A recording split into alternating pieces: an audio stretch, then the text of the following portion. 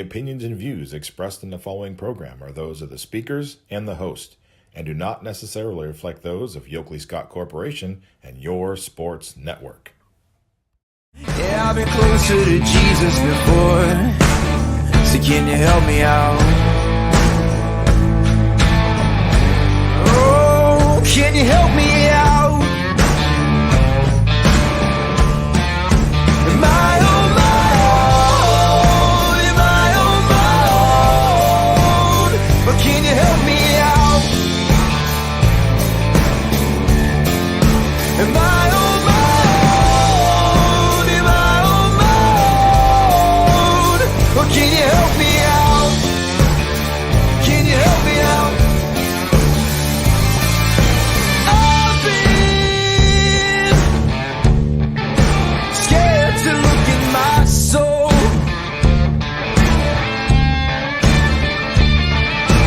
I've been afraid I would follow the road. Yeah, afraid of the things I've been told.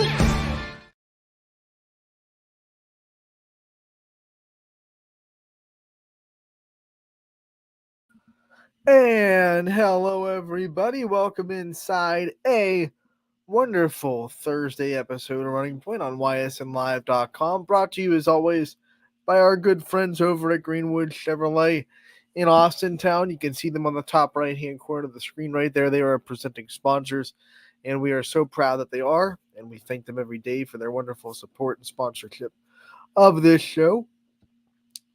Want to just apologize for not being here yesterday. We missed a day, which we don't usually do here on Running Point. I had just an appointment that got moved up to yesterday that I couldn't really miss. So it was scheduled for a couple of weeks on the road, but things work. Life gets in the way sometimes. So we don't like to miss the show, but every now and then you just can't avoid it. And we apologize. It was not something that was planned. It was not something that was known before yesterday morning. So apologies for that. I know we have a lot of tournament stuff to get to. We wanted to get through it by the end of the week. We're going to truck through a lot of tournament stuff today. We're going to talk a lot of the tournament. We have D1 taken care of. We talked about those brackets. We're going to dive through D2, hopefully D3 today. I mean, I talk, right? So we just see how much we get through, and we dive into that today on a Thursday. We'll also quickly recap the action from last night, see what went down. And with that being said, let's pop in the scoreboard on ysnlive.com/scores is where you can find it. Always brought to you and presented by Burnett Pools, Spas, and Hot Tubs. As I'm going to scroll up and show you that presenting logo right there, Burnett Pools, Spas, and Hot Tubs gives you this YSN scoreboard. And we thank them for letting us bring you this awesome tool of the live updated scoreboard every night. Wednesday, October 11th, 2023, we had some volleyball go on. Round 2 of the Holy War still went to Ursuline. They protect their home court 3-1. They get the win over Cardinal Mooney. Pymatuning Valley gets the loss 3-1 over Brookfield. Girard goes to Crestview. Highly touted matchup, and it was Crestview. They got the win in straight sets. They've still just lost one set all season. Those pesky Middle Ridge Rams keep them from the absolute pristine season, but they are still undefeated, and they have one more game left before they focus on tournament time. They will have their senior night tonight against Salem in Crestview. You look at the Rebels in this game. I was there. I'll talk about it real quick. I think the determining factor was simply Crestview's consistency and Girard's lack thereof, and that's been, unfortunately for Girard, the storyline that pops up in a lot of their losses. Inside sets, inside the match, inside the season, you see just a little bit of inconsistency there. All 3 sets were competitive for the first 20 points total. So, I think both of them were tied at one point, 9-9, 10-10, somewhere around there. And then the first 2, Crestview just took control from that point on. It was tied up at 9 in the first set. Crestview ended up winning 25-12. So that tells you what went on between, tied at 9 and the end of the set. Set 2 was tied at 10-10, and then Crestview went on to win 25-16. Once again, just taking control. Set 3 was back and forth the whole time. You saw what Girard's potential was when they are consistently, getting where they need to get, and they're consistently running what they do. They was 25-23. They almost had a chance to win that set. So when Girard plays like that, they can probably compete with anybody in the Ysn family for sure. The problem is for them so far this season, they haven't been able to put up a consistent match like that against a very, very good team. They fell to Lakeview in the same kind of fashion last week in that championship game for the NE8. Won the first two sets, looked awesome, right? They looked like a team that could beat anybody. And then the next two sets, Lakeview kind of exposed a little inconsistency. And then it happened in inside set 5 in that one. Go up 12-6. You have 3 points away from winning, getting your share of the NE8, and then Lakeview goes on a 9-point streak and wins 15-12. So Girard's got to figure out the way to get consistent, and be mentally tough through the downs of a volleyball match, because you're going to have ups and downs. But the problem is Girard lets 2 3-point rallies turn into 5, 6, 7-point rallies, and that just can't happen during tournament time. They're going to run into way too many good teams if they want to win a district. They got to get consistent. They got to have the Girard that showed up in set 3 show up consistently for the whole match. They're going to have another one tonight, another opportunity, as they host Archbishop Hoban a little bit later on this evening. We'll do the first 3 rows, and we'll scroll over really quick to the last one. East Palestine beats Waterloo 3-1. A good win for the Bulldogs there. How about Struthers getting the clean sweep of Springfield 3-0? South Range, they beat Warren Harding 3-0 in their senior and their pink night. So a big night in South Range, as they not only honor their seniors, but they continue the fight against breast cancer down there in Canfield. So props to them for getting the win on a special night. United gets the win over Alliance in straight sets. And then Austintown Fitch, they complete their undefeated AAC season with the sweep over Howman. Do want to not get off of that volleyball scores without also congratulating Brie Littell from Girard for getting 1,000 career digs in that matchup against Crestview. She needed 8. Going into the night, she got 10. So that gave her not only the double-double with 13 kills, 10 digs, but also gave her 1,000 career digs to go along with her already 1,000 career kills. On the girls soccer side, Newton Falls and Crestview, that were the Rebels getting the win 8-3. Champion wins over Brookfield, MVAC champions for the first time, and also an undefeated season now capped off by Champion 6-1. They get the win over the Warriors. Louisville gets the best of Austintown Fitch 2-0. We have South Range falling to Niles 8-0. Poland edges Lakeview 1-0. And then 5 goals from Riley Hutton gets them over Beaver Local 5-1. Salem, I should say. Salem over Beaver Local. Boys soccer, United beats up East Palestine 11-0, the final score there. Jackson Milton gets the win over Liberty 4-1. We see a good one in Garrettsville as Salem edges out the G-Men on the road 3-2, the final score there. And now let's just scroll over to this last part.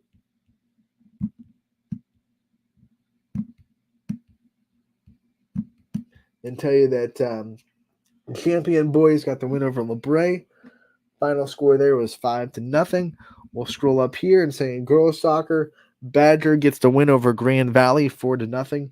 And then the last row in volleyball, just 2 games over there. Jackson Milton gets the win in 4 sets over Sebring. And Canfield celebrates senior night, and they get the win over Boardman to get revenge over the Spartans, who beat them in 4 in Boardman. Canfield flips the script and wins in 4 against the Spartans in Canfield to celebrate senior night. So congratulations to Canfield, a much different team when they're healthy, right? They are finally all back. Everyone's healthy. It makes Canfield very formidable as a middle-of-the-pack seeded team in the Division II district. You cannot judge Canfield based on what they were doing with a lot of people injured. So we're going to have to see what the healthy Canfield team can do during tournaments, and that'll bring us to a beautiful segue right into the D2 tournament that they find themselves in. First, what we have to do, though, is we have to take the scoreboard off and then switch the screens to share. So bear with me for a second. I'll get up that that Northeast District database, and we'll start talking about tournament time again in volleyball. And we have Division 2 to talk about. So here we go. Going to bring up the volleyball district database website up on your screen right there. Boom, there it is.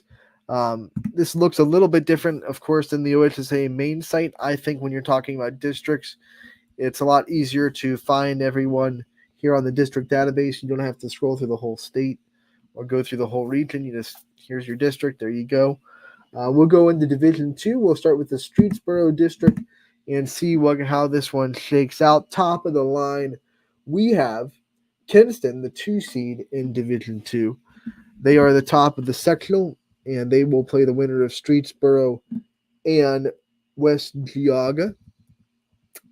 Bottom of this sectional, you have West Branch against Alliance, and then Ursuline against Canfield. This whole sectional is going to take place in Ursuline, so you have a couple of good matchups. Well, one good matchup, I should say. West Branch Alliance should be Warriors pretty easily, but Canfield Ursuline is going to be a really fun one in in Ursuline on next Tuesday. You got both games in Ursuline because the highest seed hosts the whole sectional. So, for example, if Ursuline wins against Canfield, they would host a sectional final. If they don't, it would be the highest seed that wins, which in all likelihood, if it's not Ursuline, would be West Branch for the sectional final. And obviously West Branch rooting for that. They love an extra home game. We go to the bottom half of this district bracket. Aurora, a dangerous team, I think, because they still are freshly moved from Division 1. That was last year. They moved from Division 1 to Division 2. And they still play one of the best schedules in Division 2. They play one that is very very reflective of a D1 school. You would look at their schedule and assume that they're a D1 team. Not the case for Aurora, but they still play that schedule that they did when they were a D1 team. So they are very battle tested, and they had a successful season getting the 5 seed. So I think Aurora is pretty dang dangerous in these district tournament games. That is a team that is obviously not a YSN school that we have to watch out for. They await the winner of Crestwood versus Salem. The Quakers will travel to Crestwood, try to pull off the upset. And then Perry. I'm sorry. Maslin Perry is D1. Perry Pirates, they are the 11th seed. They are awaiting the winner of Girard and Poland. That one will be hosted by Girard. And then if Girard gets the win, obviously they would host Perry in the sectional final. Girard going to be playing on the 18th, which is Wednesday.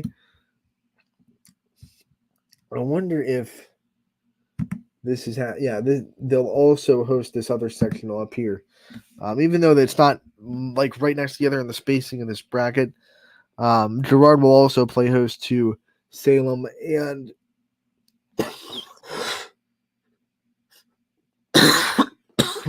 Salem and Crestwood. But I believe Girard would still get to. No, they might have to travel to Aurora. Girard's the 4 seed. I'm sorry. So if Girard wins, they get to host, and they would host a pretty dang good sectional finals in Aurora versus probably Crestwood, and then Perry versus Girard. That would be a really fun one on Saturday night. It looks like the first one would be Saturday at 6, and the next one would be Saturday at 7:30. So that would be a really fun one in Girard for the sectional final. A fun night in Girard. You get a little bit of reminiscence of the basketball tournaments of old, where with these volleyball ones, where you're still not hosting every single sectional semifinal, so you still have one place hosting 2 games. So that's of the old, where you could go to. It used to be one place, if you remember, not too long ago. About I think you could even go back 10 years, and you could go to one gym and see all of these games in the span of, a week in the district. So, for example, this one would all be in Streetsboro, which is where the district will be when they advance to district semifinals. But every game 10 years ago would have been in Streetsboro. Same thing with basketball, which a lot of basketball fans miss. They miss the opportunity to go to one place and see every game. Not the case in volleyball, but at least in volleyball, you get one place and you get the whole sectional there. So, for instance, Girard's going to host this whole bottom of the district there, and then up top you'll see Kinston host this whole half of the sectional as well. So, gonna be a fun time for sure. Even though this bottom one says TBA, I'm pretty sure there's no way that Aurora shouldn't host. I mean, Kinston shouldn't host that bottom one. I feel like they're both going to be in Kinston. If my understanding of how the hosting works in the sectional finals, at least. So yeah, you look at this bracket, and I already said I think Aurora is pretty dang dangerous. I think they will have an easy, they'll have an easy time. I'm going to say they'll have an easy time getting into the district semifinals.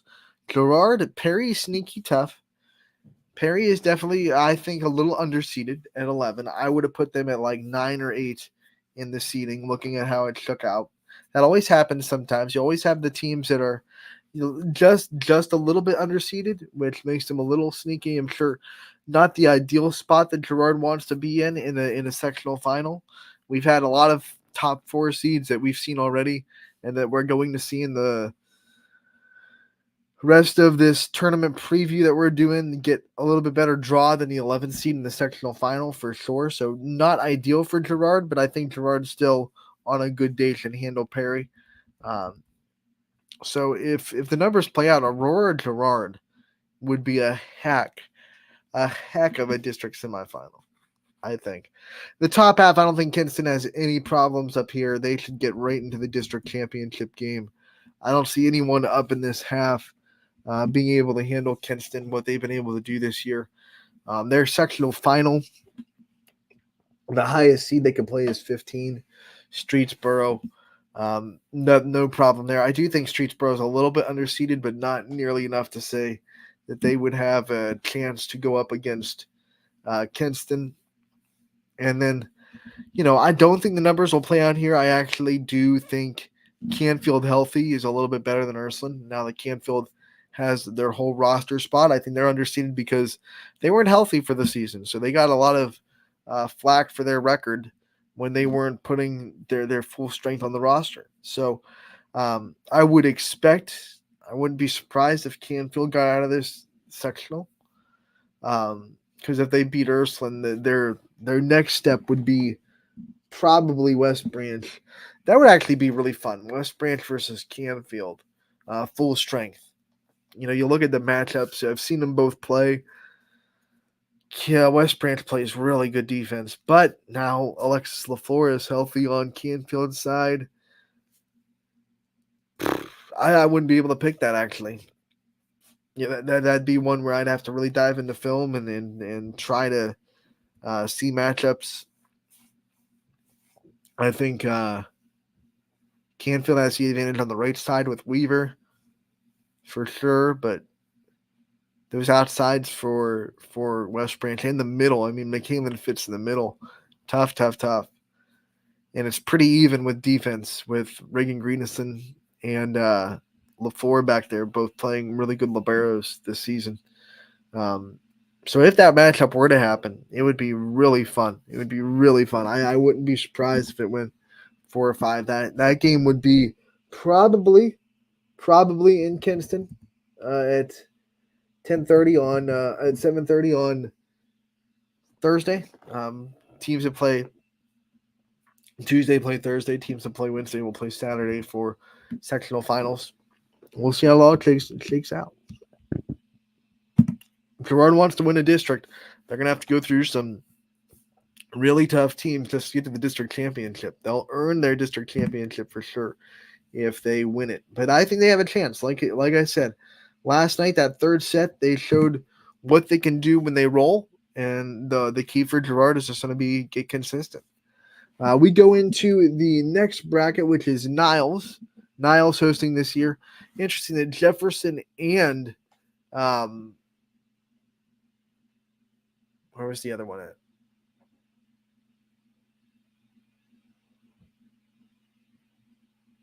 I can't. Well, Jefferson used to be a district host. I can't remember for the life of me the other district for Division Two, but both of these are new district sites for volleyball this year in Division Two.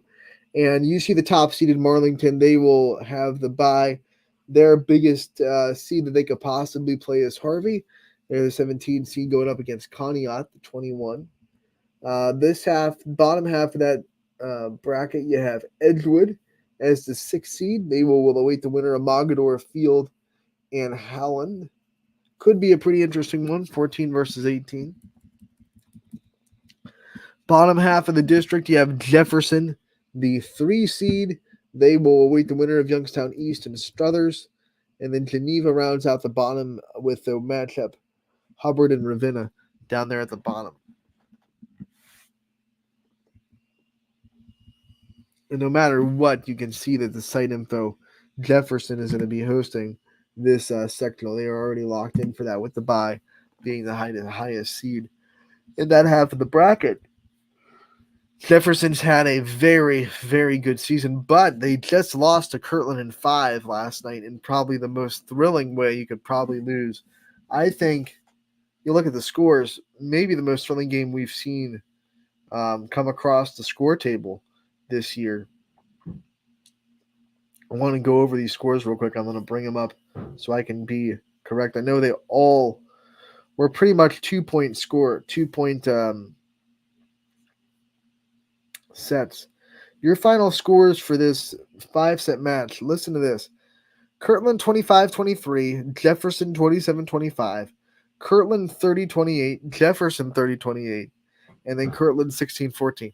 You cannot get much more tightly contested than that. I would have loved to be in Jefferson for that volleyball matchup, but what a wild one. Jefferson drops a tough one to Kirtland, which is going to be a thorn in Division 3. I know a lot of people want to give it to Crestview Lakeview in the district championship and give Middle Ridge a free pass into the district championship against Mineral Lake Catholic, but Kirtland, whatever bracket they fall into, once again, this is my first time looking at the brackets, so I'm kind of live reacting. I wanted a live reaction with you guys. But whatever side of that bracket Kirtland falls on, they went to the district championship last year against Crestview. And I think they put up quite a bit of a fight. So you got to watch out for those Hornets. But in this one, Jefferson, bottom half of the bracket, I think their biggest test is actually going to be Hubbard down there. Hubbard is a team that has been very under the radar this year, just winning games, doing a good job winning games. As a 7 seed, I think they're going to win their sectional semifinal, and then I think they are better than Geneva. So I wouldn't be surprised if it's Hubbard Jefferson, an old NE8 rivalry down there for the district semifinals, and then up here it's Marlington. Marlington is the class of Division 2 right now. They obviously went 5 with Hoban, just one of 2 teams to do that this year. They showed a lot in that matchup. Marlington is very, very good. They won a district last year, and they won it handedly against a Girard team that featured Brie Littell and Lauren Pallone, both on the team. So even though Marlington lost a couple of pieces from that team, still having a tremendous season, they're going to be hard to beat out of this district in Niles. Kind of completes Division 2. But we have no rest for the weary. We're just going to jump right into Division 3 today. But before we do that, before we go into Division 3, let's look at the comments. Let's see if this is anything.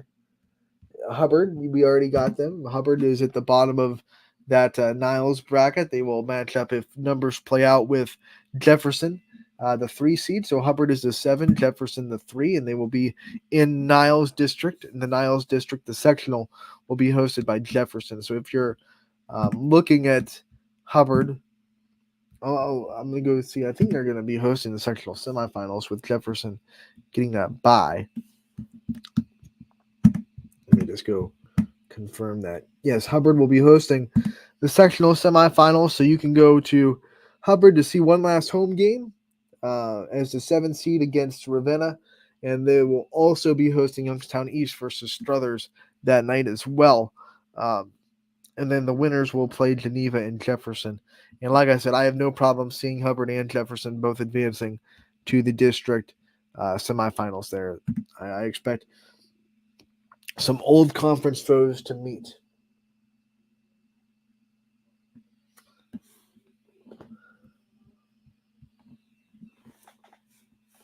And this comment with asking if we're going to be covering the Geneva and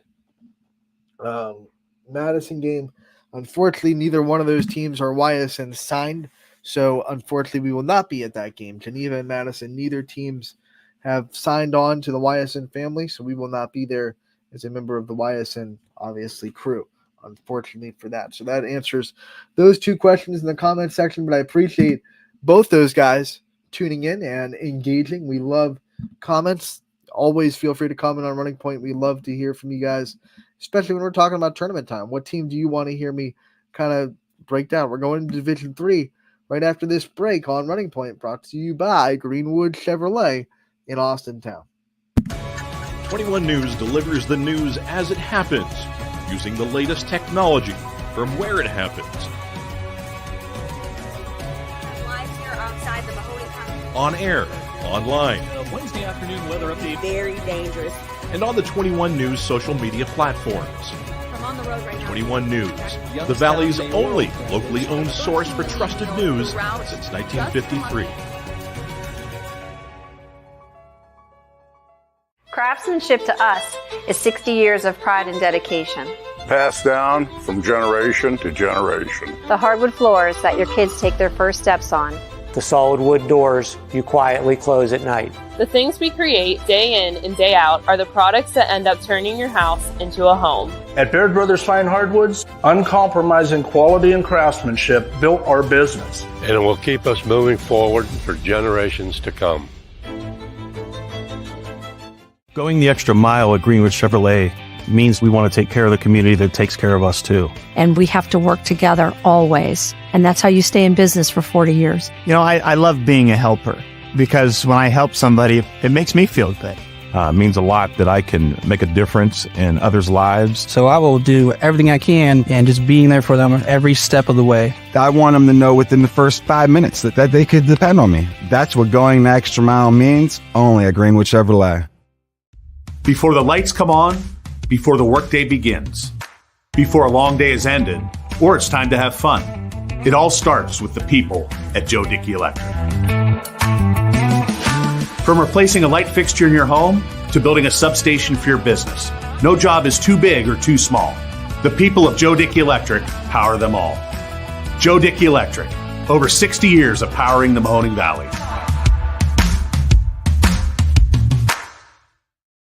Welcome back to Running Point on ysnlive.com, brought to you as always by our good friends right there at Greenwood Chevrolet in Austintown. Of course, you can see them at the top right-hand corner of the screen. October is Breast Cancer Awareness Month, as you all know. You'll see a lot more pink in October. And because of that, Greenwood Chevrolet is having a Breast Cancer Awareness Month as well, a special kind of fundraiser, I guess you could say. Employees are donating money to the Yellow Brick Place to wear pink during the month, and the proceeds of all those donations will be going to the Yellow Brick Place and their efforts to provide non-medical support to anyone battling cancer. So Greenwood Chevrolet joining the fight, as we all are, especially in October, but in every month, against cancer, breast cancer awareness. Wear your pink in this month, and as we're talking volleyball, get out to those pink games. Those pink games raise money for breast cancer awareness. We've already been in a couple of them here on YSN. Make sure to get out there and support those causes. So we are going to jump right back into the volleyball tournament preview. We were in Division 2 when we left off, and we finished.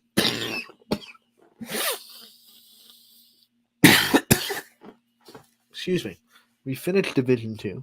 So let's hop in to D3. We'll go back into the Northeast District database here, and we'll pop into Division 3. We'll start with the Medina District. You're going to have to travel a bit for these D3 districts. Medina and Grand Valley are the two sites for district semifinals and championships in Division 3. So kind of a trek if you're a fan of a D3 team that makes it to the district. Here's how it lines up in the top half of the Medina district. You have Beechwood, the 25 seed. They got the bye because Crestview wanted to make sure they get on rolling quick, and they will not take the bye. They historically don't. Coach Howard does not like taking byes at all, and she will have the first round matchup against Poland here on the 17th at 6 o'clock in Crestview. Crestview will also host Scarrettsville Garfield against Rootstown. That should actually be a pretty interesting matchup, I think, between those two. Old school rivals up in Portage County. And they're both going to be fighting, in Crestview for that spot in the sectional final that is open. You see the sectional final that they're in. No one has a bye. Garfield versus Rootstown, I think, is a really good one. And although that first matchup, is looking a lot like Crestview's on a roll away with it, that second matchup of the night between Garfield and Rootstown, that could be a really fun one for sure.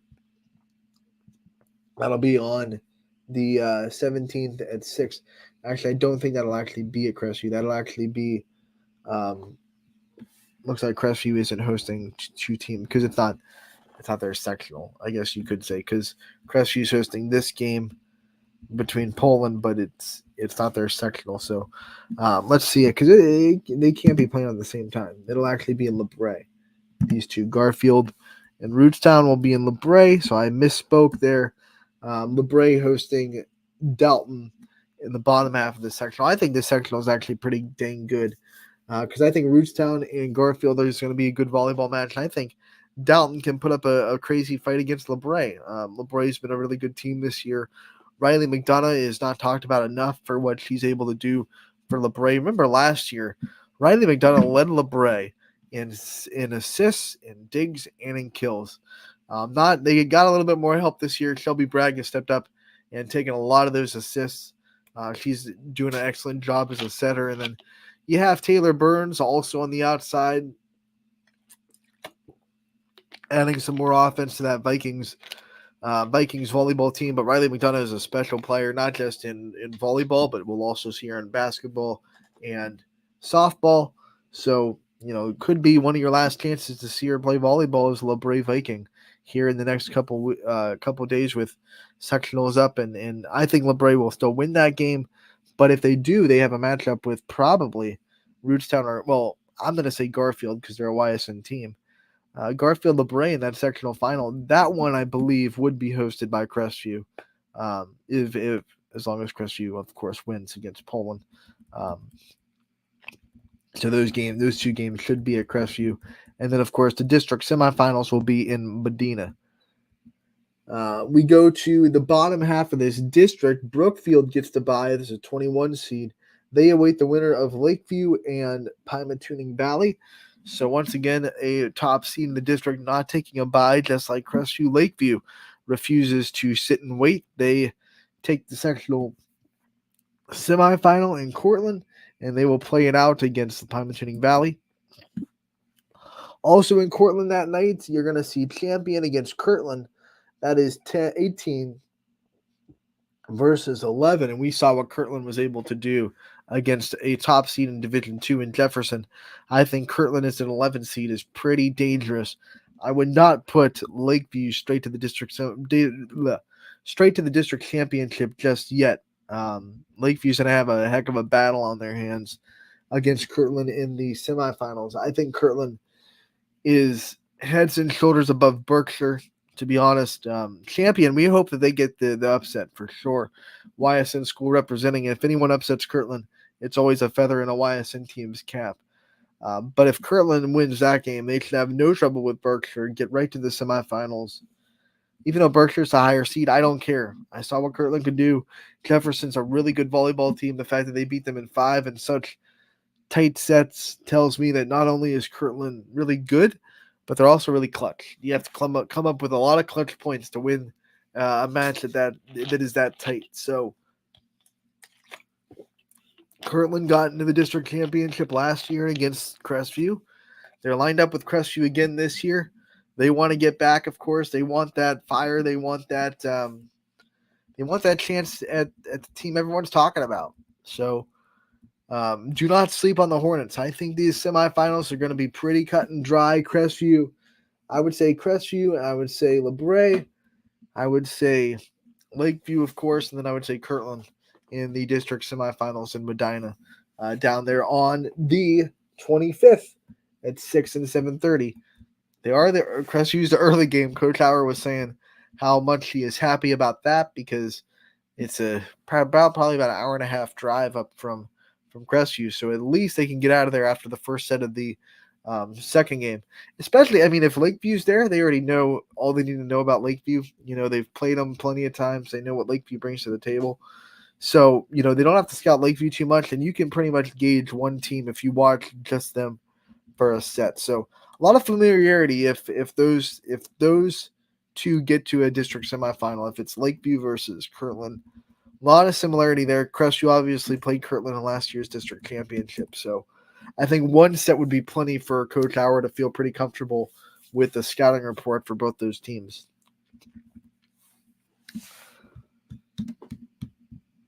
We go from Medina into Division III's next bracket, which is going to be Grand Valley. And this will obviously host one of the biggest teams in the state in Minter Lake Catholic, who is not just one of the top teams in Division III, obviously the reigning state champion in Division III, but a lot of teams think they're the top team in one of the state, like one of the top teams in the state. They're ranked in the country. So let's just be real. Minter Lake Catholic is the monster. They are the Goliath in Division III. That's why they're the 1 seed. And Crestview, as good as they've been this year, not the 1 seed. It's Minter Lake Catholic, who's undefeated just like Crestview.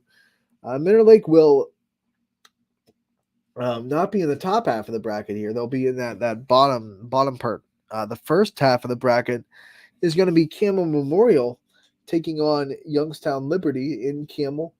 That'll be 6 o'clock on the 17th on Tuesday. The winner will go on to play Warren JFK. And then down here you have at 7:30 on Wednesday, you have Waterloo against Wycliffe. That'll be in Memorial. So Camel will host both those sectional semifinals. Now, if Camel wins, they'll have to travel, to Minter Lake Catholic for the sectional finals. But Camel does get one more home game guaranteed, and they're going to be hosting 2 games there in Camel Gymnasium before they go on to sectional finals. Bottom half of the bracket features Middle Ridge, dangerously underseeded. 6 seed, 3. It should be 3. They took care of Lakeview this year pretty easily. I know that was after the votes, but how they got to 6, I don't know. That's one of the most egregious underseeds of the whole tournament for me. Couldn't believe it. I couldn't believe that some people had them voted as like 24th. You look, because the voting is public. I'm not going to out the people, but you can go and you can see who voted where. So it's public knowledge. I'm not going to bring them up on the show. I'm not going to do that, but you can go see for yourself. There are some people that put Middle Ridge down at about 24. One team put them at 18. Unbelievable. They are the fastest offense that you'll see in the Ysn family, I think. I think Crestview's fast. They don't have to be as fast as Middle Ridge. Middle Ridge has to be fast because they're not a tall team. So for them to counter their height that they don't have a lot of, they have to be a fast-running offense. And all that runs a very fast-set offense. They're hard to block. Crestview had a tough time blocking them when they played. In fact, this Middle Ridge team was 1 point away from taking a 2-1 lead over Crestview. So the fact that they're a 6 seed, they're mad about it. You've kicked the hornet's nest, and they're going to be very motivated to get to the district championship game. And you're looking at this bracket, I think there are some big obstacles in it. They'll play the winner of United and South Range. This matchup, which will take place looks like it'll take place in Columbiana, as they are the 4 seed down there. South Range and United, I'm very interested in it. They've actually been in the same kind of grouping for the last couple of years in districts. They were gonna play each other. It seemed like last year, 2 years ago in the sectional, but then Camel went and upset United. I'm actually interested in the matchup. I've seen South Range look very, very good. They are a team that has taken a set from Lakeview this year. They've taken 2 sets from Girard. They can be good. The problem with South Range, and it's the same problem with Girard, honestly, just at a much bigger scale, is consistency. They've shown glimpses that they can be a really, really good, formidable team. They've also shown glimpses where they fall off the wagon a little bit, and you wonder how they won a set against Lakeview and Girard. So if the team that they know they can be shows up in South Range, they could give Middle Ridge a game. If they win against United and then go into Middle Ridge, they could give the Rams a game. If they don't, then it could be a easy night for the Rams. Columbiana will host this whole sectional as the 4 seed. They're definitely a threat. They have only lost 1 game all year. And what I love about Columbiana is they're so balanced. They are so balanced. You look at their numbers. Very rarely do they have one girl that had a majority of their kills, and then you see a bunch of 1s or 2s or 3s. You see a lot of their stat lines, 3 or 4 girls with 5+ kills. It's a very balanced offense, hard to defend. You don't know where they're going to go. Ellie Jackson's a great setter that balances that offense well. And then they have Cam Perkins as they're running the 6-2. They both set well. They both mix the ball around, and they have a lot of hitters that can do a lot of damage. They even have a libero in Ava Heinrich, who's a pretty dang aggressive libero out of the back row, who will swing at you and will get kills. She had, in the game that I did against Mooney for Columbiana, she had 7 kills, and that is a very high number for a libero. So she's aggressive. She'll also set if you make her take the second touch very, very well. So Columbiana is riddled with talent. If they make it to Middle Ridge, if numbers play out, this is just a if. I'm not disrespecting any team by saying if numbers play out, then I think that would be very interesting because it would be a balanced, talented Columbiana team. But Middle Ridge would definitely have the advantage in strength of schedule, bar none. It's not even close. The teams that Middle Ridge has played consistently compared to Columbiana. But Columbiana, widespread talent, maybe has the edge a little bit because Middle Ridge has pretty much their 2 hitters that they go to consistently with Ava Hewlett and Faith Schneider. They'll mix in Gianna Wilson and Anastasia Buzzy a little bit. But it's pretty much, the majority of their kills come from the 2. The Faith and Ava get most of their sets. Columbiana spread out a little bit more. So that'd be a very interesting matchup if it comes down to 6 versus 4. Middle Ridge would obviously be motivated because they do not believe they're the 6th seed there. But that's how they were dealt. And if that happens, it would be a matchup in Grand Valley that would be a really fun one between Rams and Columbiana. Up here, come on, it's Middle Lake Catholic. They're the best team in the state. They're just not gonna. I would be shocked if they didn't get into the district championship game. I would eat my hat if they didn't get into the district championship game. Middle Ridge, if they get there, and did have a couple of matchups against teams that are in the same stratosphere as Middle Lake Catholic. With Smithville this year, they played. Crestview they played, who's in the same stratosphere, of course. You have to throw Lakeview in there because I think Lakeview will be competitive with Crestview. So, yeah, they're used to that level of volleyball. They know what it takes. Does that mean they'll win? I don't know. Well, we're going to have to see how it plays out. But I'm very interested in a Ridge Columbiana matchup if that's what happens in the district semifinals. I think that would be fun to talk about. We'll see. We will see. Grand Valley District should be fun. A lot of teams kind of went over to Crestview's bracket. So the bottom half of Crestview's bracket actually is really, really interesting because I don't think anyone really wanted, if they could avoid it, wanted much to do with Middle Lake Catholic down there. And because of that, Middle Ridge went into this bracket. I was talking to Coach Lesko about it. And he simply wanted the best route to a district championship game and then let the chips fall where they may. So he decided, instead of fighting with a bunch of really good teams in the bottom half of a district, let's go into one where we feel like, from Middle Ridge's perspective, we feel like we're the favorite, get to a district championship game and try to let the chips fall where they may. And that's what the Rams are going to try to do. But Columbiana's down there looming, and they will have something to say about that for sure. Let's dive into Division 4 now. These are the most local districts by far because their districts will be hosted by Lisbon and Columbiana. We'll start with the Lisbon district. Top of the bracket, you see the 37 seed St. Thomas Aquinas. They await the winner of number 4 Canton Central Catholic against number 38 Lordstown. 38 and 37. I think that's pretty cut and dry if you're the 4 seed. The other half of this sectional, you could say, is Badger, the 10 seed. They're going up against Jackson Milton, and then Western Reserve down there at the bottom. Southern, down there at the bottom against Latonia. That's an EOAC matchup there.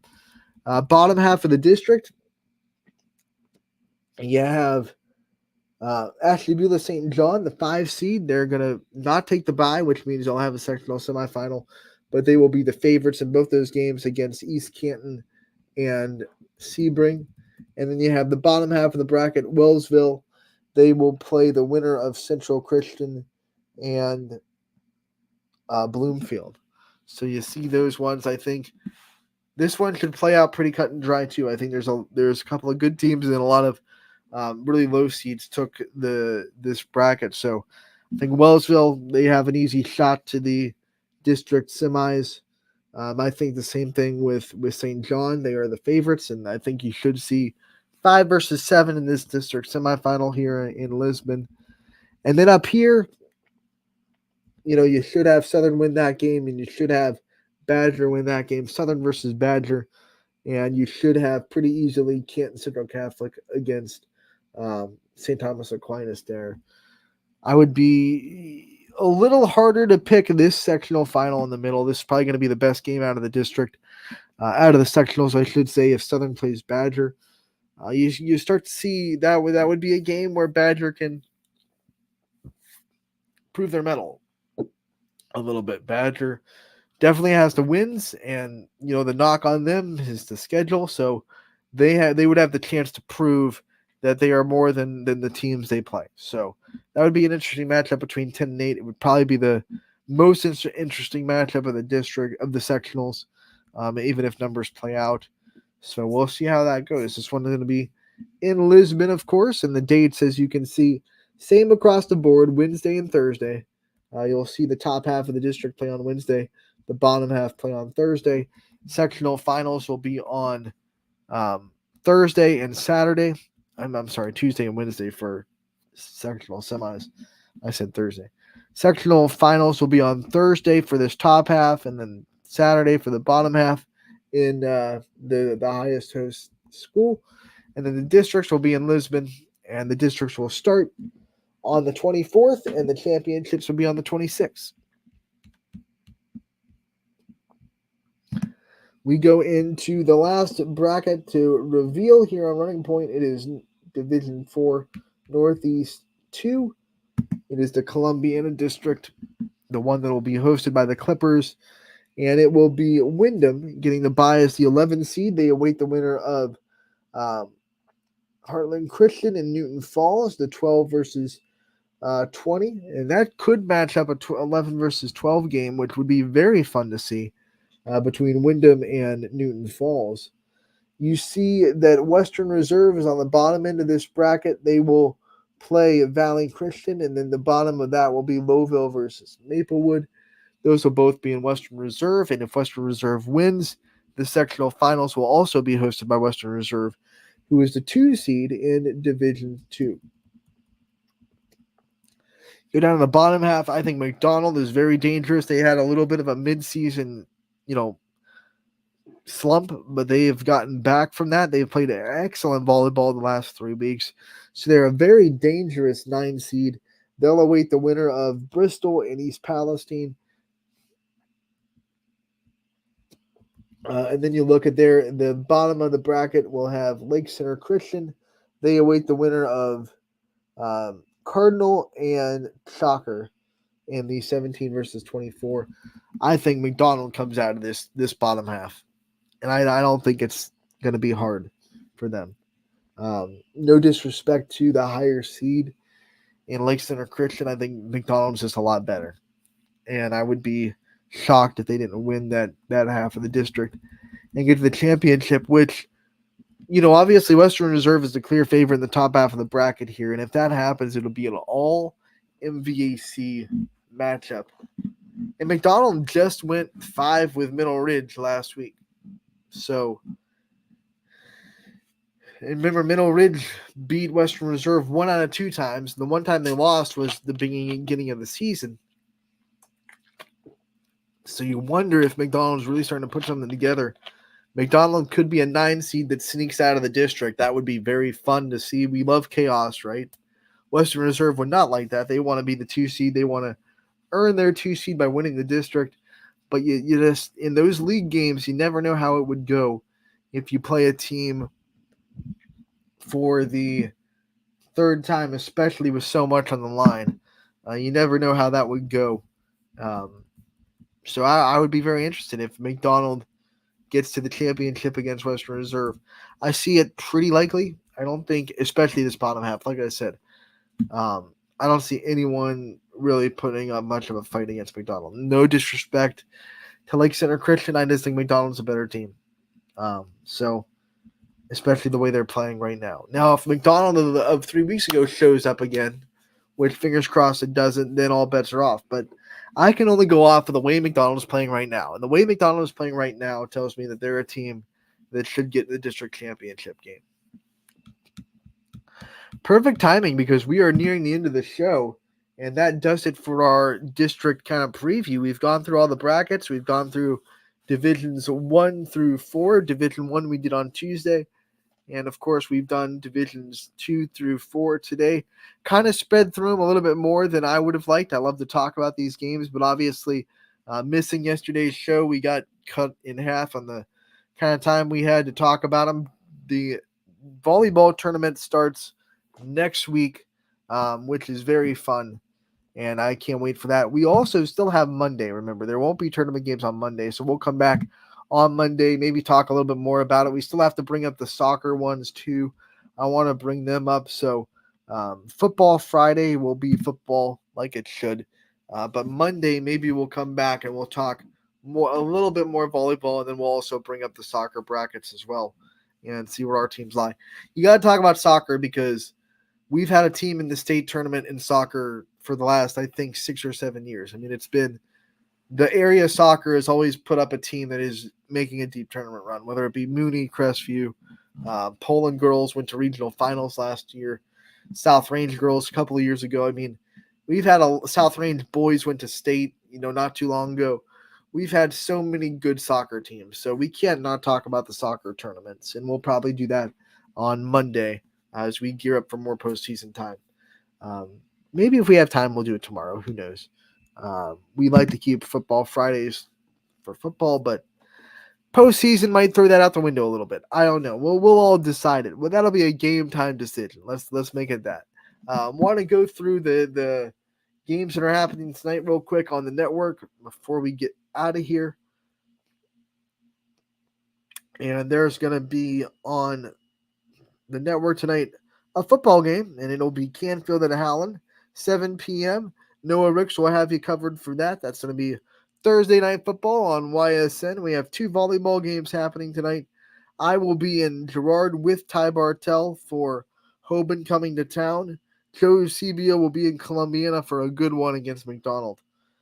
And then we'll have 1 boys soccer on the match on the network tonight. Marlington traveling to Canfield, and Matt Marr will be on the call down there for soccer. So those are going to be the games on the network tonight. We hope you enjoy ysnlive.com/live. is where you can find them. And there are some links on the Facebook comments. I want to remind everyone, don't follow those links. 1, we're not even going to be at the Madison Geneva game. And 2, if it's not ysnlive.com, it's not worth your time. If it's ever asking you for money during the regular season, it's definitely not us, because we are free broadcasts until the postseason. So if football broadcasts are asking you for money, definitely not YSN. Can't stress that enough. The way you go to YSN is ysnlive.com/live. The list of live games will pop up for you there. You pick your game and you hit play. It's that simple, guys. Enjoy the evening. Enjoy the volleyball. Enjoy the soccer. Enjoy the football. And we'll be back tomorrow for a Week 9 edition of Football Friday on Running Point 1 to 2. We have a special guest tomorrow as well, Bo Alazas from West Branch, up for Bear Brothers Big Dog of the Valley this week. He will be on the show live at 1 o'clock, so don't miss tomorrow's show as we talk to the West Branch quarterback tomorrow as well. Going to be a fun one. Tomorrow, 1 to 2 on Running Point. Don't miss